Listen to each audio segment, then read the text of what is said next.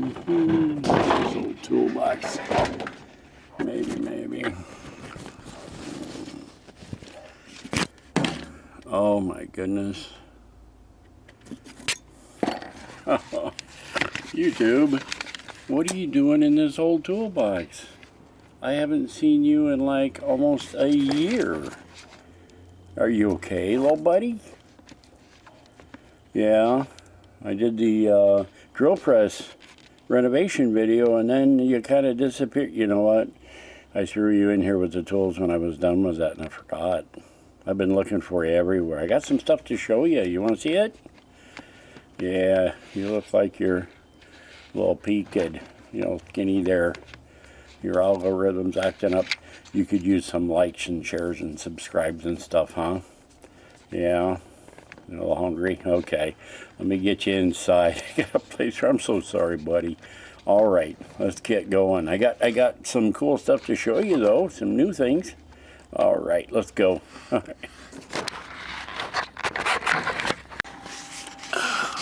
right. Joe, kind of wiped off your musty there, huh? All right. So, looks like you're okay. I've been on the top of a toolbox for a while. Your algorithm is a little weak looking there. Okay. Could use some likes and some subscribes, huh? Yeah, we'll see if we can get you some of those to chew on. Make you feel a little bit better. Yeah, sorry about that, man. But been doing some cool stuff. Some things have changed in the shop. Got some new equipment and stuff, and just through happenstance. Anyway, built this motorized bike, and I filmed the whole thing in sections, sort of, and I thought I would show you and see what you think. And we'll, stop between the sections and chat a little bit, catch up, because it's good to see you. If I knew you were in that toolbox, I would have come and get you a long time ago. Well, I did get a little bit busy. I had to help some folks merge a couple of companies, and work got really hectic, and the new puppy, and a lot of stuff going on. So, it's okay. We took a little break. It's good, sometimes. But it's good to see you back, little buddy. Sorry about the toolbox thing. I got a place that you can stay while you're not doing this with me. And if you're good with that, we'll do that. But anyway, so let's take a look at this video, and I'll show you that, and you let me know what you think. All right? Okay, let's do that. All right, let's get moving. There you go. Okay, we're going to do this in the order that I filmed it, because along the way I had to find pieces and parts and stuff. So this is the motor. Traded a guy some iron work for it like 15 years ago. It's been sitting in the back of a shed. It was attached to an old pressure washer. Pressure washer didn't work, but I wanted the motor, and it ran then, and I got it to fire here, so we're going to move forward with it. I'm going to strip this thing all the way down to nothing, and we're going to make it just a basic putt-putt motor to get rid of pull start, all the mounts, anything I can grind off this engine case to bring it down to its basic shape. That's what we're going to do. We'll get rid of the magneto, all the wiring, all that stuff. We're going to use a Briggs & Stratton magneto. That's a electronic ignition magneto. So we won't need any points, condenser, anything like that. We'll use it with the old Honda flywheel. They should work just fine together. And the 5-horse Briggs & Stratton magneto, I just find is very reliable, so I'm going to use that. I'll have to create a new mount because I'm going to cut all the mounts off this motor. I'll just make something and weld it back on. And the reason I'm doing this is because I want to give this thing a basic look. I want it to look a little vintage if I can, give it a little bit different shape. People build motorized bikes with this particular motor all the time, but the way the cylinder sits, to get it to go straight up and down, you have to weld sort of a diagonal plate at the bottom of the bike for it to mount to, and I'm not going to do that. The diagonal plate thing, it looks okay and it's all right, blah blah blah, but I just don't really care for it. So by stripping all this off, we have a basic block. I'm going to cut some pieces of foam and glue them onto this thing with some hot glue. One about my favorite tools, hot glue. In the right application, right place, all that good stuff, it works really well. And this is one of those. So I'll cut these pieces to shape, and I'll glue them on the engine block, and it'll give it a more rounded look. It'll be a little oval, and that's okay. And what I'll do is I'll use this for a place to mount the engine to. So there we go, a little hot glue, filling in a couple little gaps here and there. This is pretty loose foam. It's got pretty large cells to it, so this casting will come out pretty rough, but we're oversizing it a little bit so that I can grind that down, machine it down, and make it look nice and smooth. So I get some green sand and just a little mold here. And really don't need green sand. I could have just done this with dry beach sand or something like that, but it's just what I had on hand. So we filled it up with some sand, heated up some lemons, and did ourselves a lost foam casting. And we'll let that thing cool down for, I don't know, an hour or so. And there you go. Dig it out of there. You can see how rough that casting is, but fear not. No matter. We'll cut the vent and the sprue off this thing, and we're going to end up taking this thing apart. It's not adhered to the case. It's only formed to the case at the moment, and I need to machine it smooth and make it look pretty. So what I will do is grind it down on the case, and then as we go, we'll eventually, where the corner of the block is at the top, you see there, we'll just break it in half off that. And what that will do is give us two halves that we can put back on. Alright, so drilled some holes in the crankcase. I know it's scary, right? And we're going to put these bolts from the inside of the crankcase out. We're going to JB weld them into place. And then we'll coat the bottom of these aluminum blocks in JB weld, and we'll put the nuts on the outside. And we'll JB weld those in place as well. This is the slow curing JB weld. I've had a lot of luck with it in the past, putting aluminum parts back on bikes, motorcycles, that is. I've been riding motorcycles all my life, and when you're poor, that's what you do. Keep the bike on the road. And it works really well. So, but in this case, it's, this is all for fun anyway. But these parts were so form-fitting that it probably wouldn't have taken much to seal them up, but this JB weld will do a good job for a long time. And we will use these rounded bits and drill through holes in a couple of areas to bolt motor mounts to the frame. There you go. We got a little bit more vintage looking thing. We put an oil fill on the top next to the cylinder, and we plugged up some of these holes. We drilled and tapped some of the electrical holes and governor holes, stuff like that. Just plugged them completely up. We're not going to use any of that stuff. We got some solvent. Clean these guys up as best we can, and we're going to clean all the engine parts and start reassembling this. And it was just to make sure everything was in good shape. I don't want to go through this whole project and have a motor that's just not in good shape. So along with this engine, we're going to do some forging on the bike and a lot of fabrication and stuff like that through different sections. And this is just me reassembling it. And I didn't have a ring compressor, so I just used the old pocket knife and pushed the rings in, and it seated really well. Of course, coated all that in oil before I put it together so it wasn't dry. And we're going to do a little cake decorating 101 here, putting some RTV on this. I didn't have a gasket to put it back together with, but I've done this before and it works really well. That brass plug you see on that cover is going to be our full line. So we'll take the plug out, fill it up with oil. When it starts spilling out there, that's going to be our full. All right. push rods.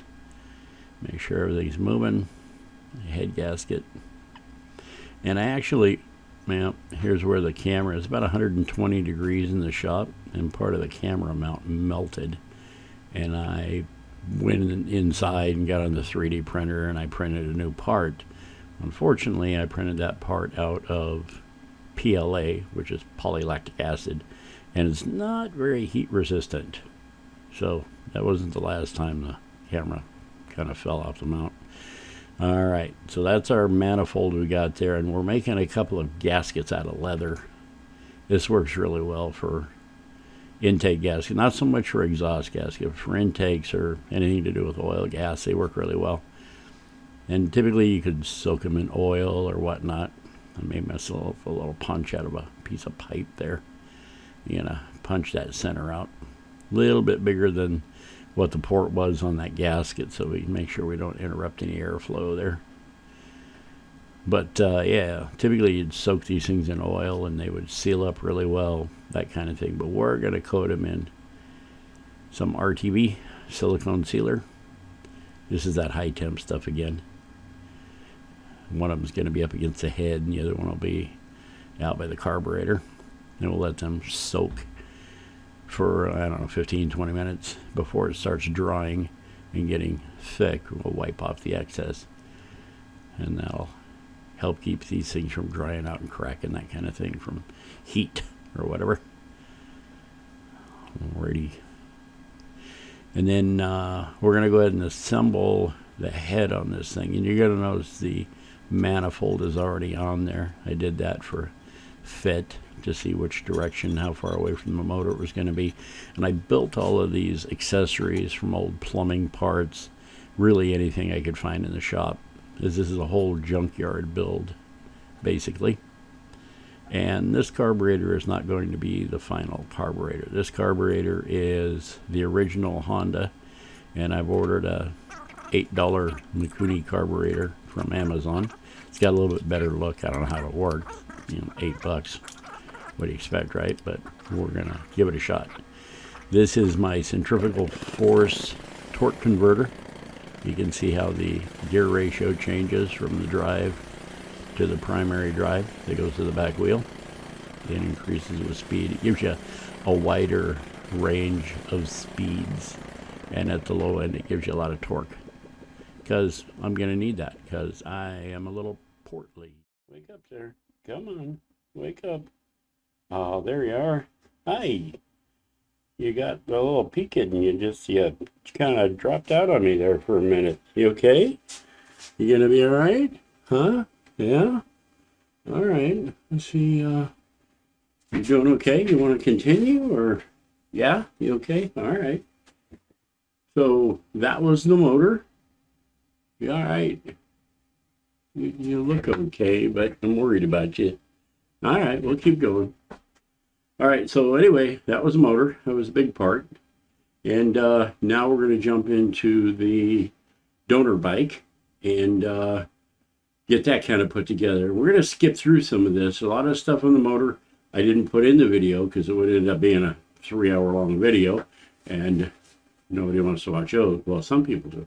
Anyway, I cut a bunch of stuff out, and if you want more details on it, I can show you that at some point. If those folks out there helping get subscribers for YouTube here, because you need some healthy stuff.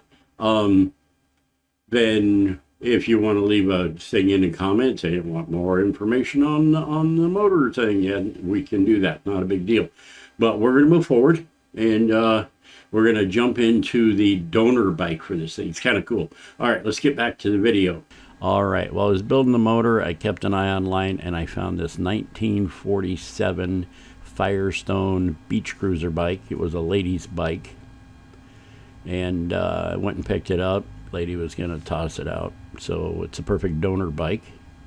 It is a bit of an antique, but there's lots of them around. It's got dual headlights from the factory, front fender and all that, and that stuff I'll be keeping. If anybody needs any of that, let me know, and we might let that go. So anyway, It had a second tube above the one that you see going up to the neck, but I cut that off, and I decided I better show you this before I went too far with it. And we'll just get into the disassembly of the bike. Now that we got a running motor and we know this project can move forward, got it up on a little stand, and I tacked it in place so it would move around too much. The frame, that is. And that's where the motor's going to sit. Now the tube I trimmed off the first time was a little bit better shape than the one I left on there, so we're going to swap them out. I put a little piece of pipe between the joint there to make it nice and strong so I could MIG weld that back in place. And you can tell this one loops forward a little bit more than the other one. It's going to make more room for that 4-stroke engine. I think that engine's like a 5-horse Honda GX model, I believe is what it's called. And with that drive on there, I just need a little extra space. That was the donor bike, and what we're going to work on is the pedals, the crank that goes through the bike for the pedals. That needs to be widened. So let me show you what I did there. And there's a little bit going on there, and there's going to be some forging in that. So let's get back to the video. Okay, so this is our pedal crank. What we're going to do is we're going to cut it off right here, and we're going to cut it off right here. We have to widen it to get around the 4-stroke motor. And we're going to cut the pedal arms off here and here. And we might leave a little bit extra material since we can grind that in. And we'll give some alignment pins. And then we'll add some material to a certain length to get around that motor. We'll weld it onto the center of the crank and then move the pedals out to the ends. Okay, we got our crank cut up. We got some extensions cut. Put some little alignment pins in there. We'll get this thing fully welded. And then we will fit our sprocket on this thing. I'm not really sure where I put my sprocket. I'm sure I'll find it though. Okay, so this little hook that I'm making will go into the sprocket, and that'll be welded onto the crank. That's what drives the sprocket so it doesn't slip around. It's got a nut on one side, but the little drive pin goes right there. We'll weld that guy on. And that's what will drive the sprocket. We had to cut the pedal off, and it was built into the pedal before. So I have to widen this whole crank because the 4-stroke engine and the torque converter and all that stuff are just too wide for the standard crank. So that's what we're doing. So I did a little research online, and I looked at how the professionals do it. So they have these straight cranks that go through and pedals that attach to the end.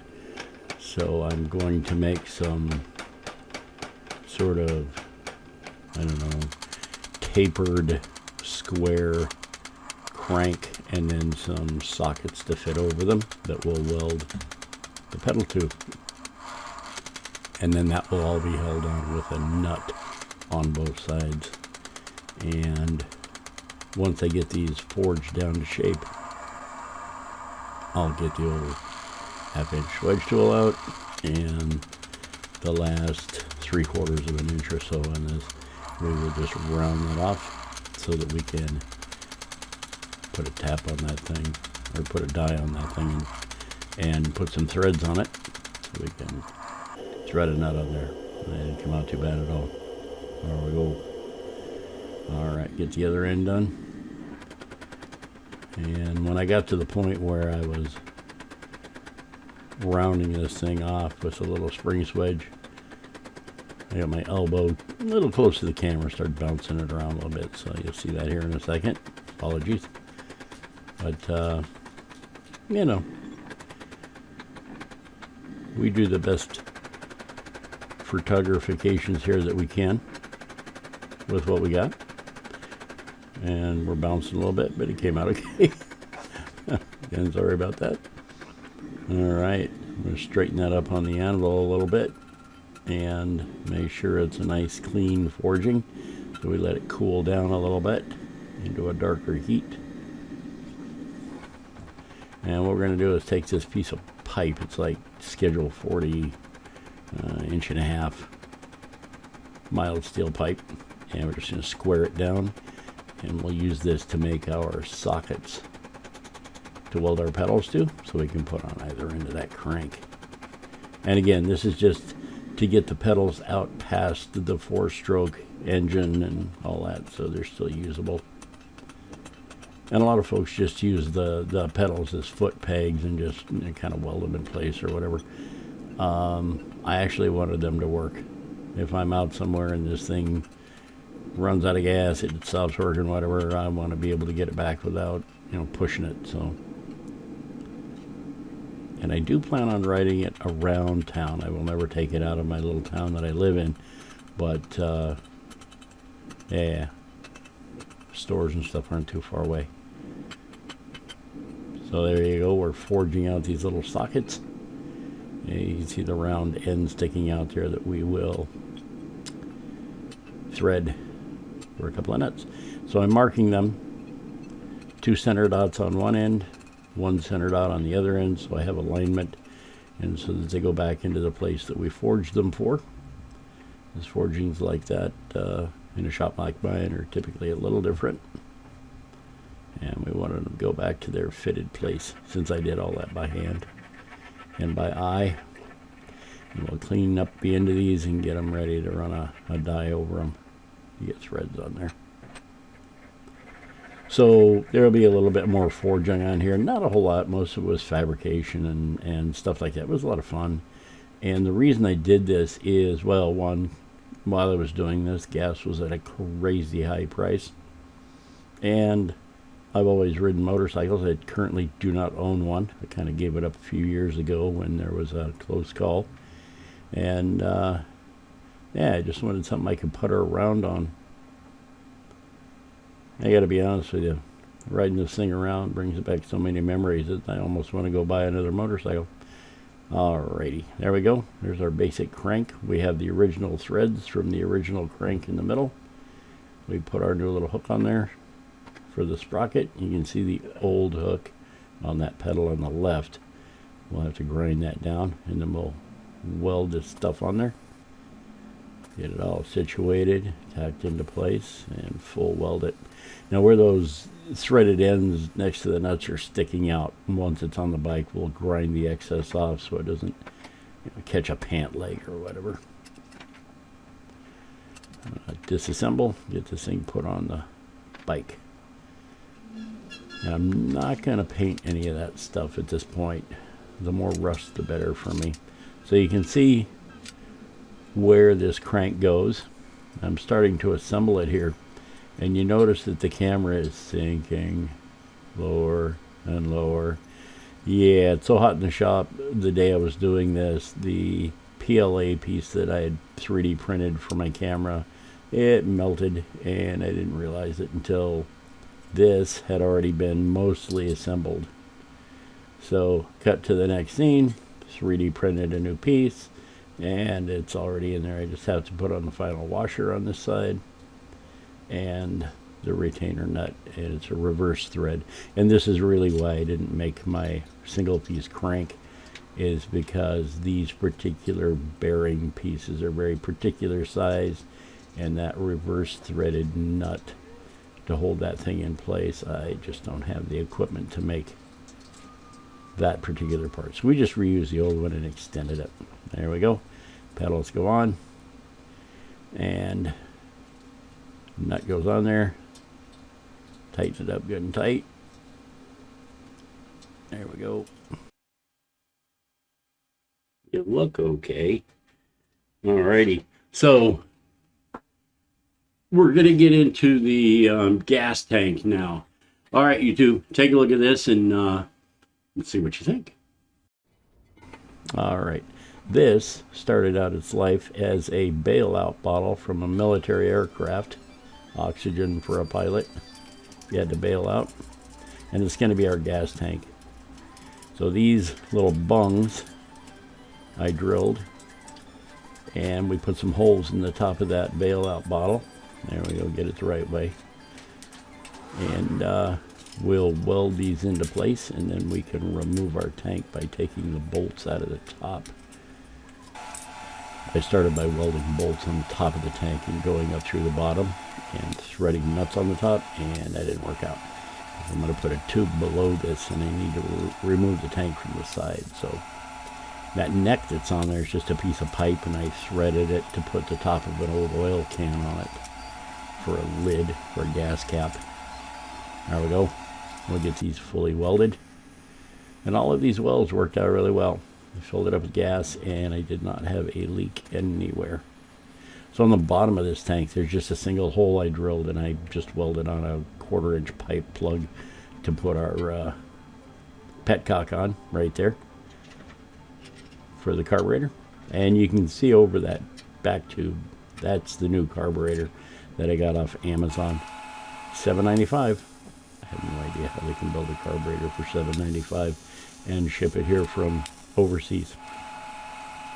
Alright, this pipe that I'm welding in underneath is, yeah, it's actually a piece of galvanized, but I ground most of the galvy off of it where I welded it before I did. So that was okay. I'm going to clean all this up. And we're going to clean these joints up as best as possible. I don't want it to look ugly or nothing. So I spent a little bit of time with a grinder and with a rasp and a file just to make it look a little bit better. And we're going to, as soon as we get done with this, we need to, you can see where the seat post used to be. The top pipe goes to it. So I moved the seat post back. And we're going to have to do a little work there in the forge for that as well. I'm putting exhaust on this real quick. That's a piece of 1-inch EMT electrical conduit steel. Threw it in some vinegar to get rid of the galvy on it. Bent it in my little bender that I have for that pipe. And weld it up, grind it off. That's the exhaust. As simple as you can get. Alright. We got our tank back in place. And that tank will, you know, on and off a couple of times by the time I'm done here, but alright, there you go. So gas tank was kind of fun. It worked out really well. No leaks at all. I was so surprised. And things are coming together. We need to put a seat back on this thing. I know that on the frame I didn't show putting some of the components on where the gas tank bolted and stuff like that. So I'm trying to hit the highlights. And like I said, if you need more, the people watching could just leave a comment down there saying, hey, we want to see more or whatever. But yeah, so we're going to move on to the seat, and we're going to forge a seat post kind of a thing to move the seat back over the rear fender. Gives us some room so we're not sitting on top of the motor, and we'll extend the handlebars back. I didn't put the handlebar section in here, but that's okay. So let's get back to it. I don't waste any more time here. Holy. Here you go. Yay. So I got to put a clamp on the new seat post, and I just ran a grinder down between those and put a slot in that. So this is a piece of 304 stainless steel. And I milled down one end of it so the seat would fit on it. And I got myself a little wire template. And this will fit in our seat post, and it will swoop back over the rear fender to move the seat back. Give it a little more vintage look and a little more room for my feet to the pedals, so I'm not sitting right on top of that motor, that kind of thing. And we'll extend the handlebars back as well, but I'll do that off camera. So basically just following my little wire template, fitting it to the bike. And this stainless steel doesn't do too bad. You don't have real long heats to work with it, but it's nice and strong, and it won't bend under my, well, as I said, rather portly weight. Nice. And that's how that fits. And then the seat will clamp on the thin portion towards the back, just like that. Get this all assembled. Well, there you go. So that was pretty straightforward, simple, the whole seat thing, and that worked out really, really well. And that stainless steel seat post, they won't bend, so that's some good, strong stuff. All right, so now we're going to basically just take this thing apart, clean it all up, and then we'll paint it up, put it back together, and get ready for a test drive. And I think this is the last time we'll stop. We'll see at the end of this thing. You're looking pretty strong. There must be folks out there scribing and liking. So YouTube, Way to hang in there. It's got a long video for your first video back. Yeah, took a big old long year-long nap in the top of a toolbox. That kind of sucked, I bet. I wouldn't want to do that. You should, I don't know. You never know what's going to happen here at Big Doug Forge. Locked in a toolbox. All right, let's get back to the video. And I'll see you at the very end of this thing. Okie doke. All right, let's get to it. And now we're going to take the entire thing apart so we can get a little paint on it. And I used a couple of just techniques that I kind of developed myself, where I take a can of black spray paint and a can of red oxide, and I spray them at the same time, kind of varying them back and forth. And what happens is it kind of mixes together. You want it to look a little more rusty, you get a little more oxide, a little more paint, you get a little more black at the same time. I did the motor, the frame, the tank, and the rear fender. All the other parts off the bike I just saved. And I just cut down that rear fender. And I will build a traditional kickstand later on. I did not paint the primary drive, the torque converter. I just simply didn't want to take a chance on getting any paint in it, and I wanted to see how it worked. But I'm going to tape all that off and I'll give it a paint job later. So we got the pedals on there, we got the chains on, get this Springer front end put back together, which is kind of cool. It makes the bike ride really well. And the springs under that seat are nice and cushy. So we got, the throttle grip on the right side of this thing. It was $4 on Amazon. And I was buying the cheapest stuff I could. Just, I didn't know how this was going to work out. If I wanted to upgrade later on, I could. There we go. Fired right up. Worked really well. Give it a little test fit here. Nice and comfy. Let's take it for a ride. So just took it to work one day out in the parking lot. There's my kickstand, a little more traditional, and it's carrying, I'm 280, and this bike just took off like there was nothing on it at all. So it's got a little bit of torque to it, and it's got some good top end. It drove really well. So let me know what you think, guys. I really appreciate it. Me and YouTubes are back together. And, yeah.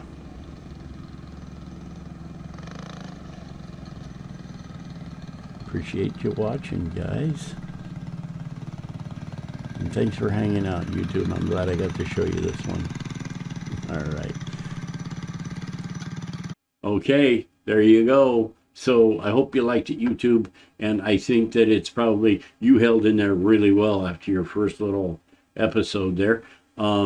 And it's a long video, so you did good. I appreciate you doing this and hanging out and taking care of all this business. And now maybe you can show it to a bunch of people who will give you more likes and shares and thumbs up and subscribes and stuff like that. Yeah. All right. So thanks for hanging out. I really appreciate it. And we'll see you next time right here at Big Dog Forge. Good job, YouTube. You hung in there for me. Thanks. We'll do this again real soon. Bye now.